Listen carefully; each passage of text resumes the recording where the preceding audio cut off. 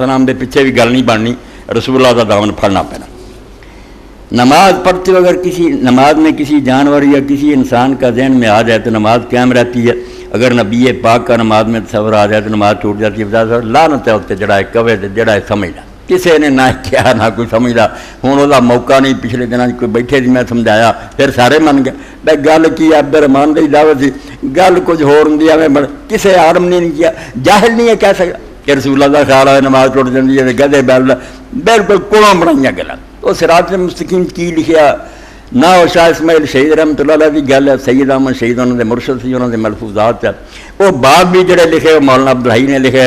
मौलवी इस्माइल बेचारा इन्हों का मुजरम नहीं, मगर फड़ी बैठे। हालांकि गल वो जी कभी मौका मिला समझावांगे, हर बंदा आखगा सुभान अल्लाह सुभान अल्लाह। तो चंगी गल, कोई नमाज के टुटन की कोई नहीं, मगर शैताना ने यह अग्गां लाइयां। बिल्कुल जो साथी ना बाद मिले हर गल समझ ला, किताब करके समझावांगे। इन्होंने चीज़ों की कोई हकीकत मुसलमानों फाड़न ली लड़ाउण लई 200-250 साल हो गया अंग्रेज़ दे एजेंट करते हैं, काम नहीं चंगा।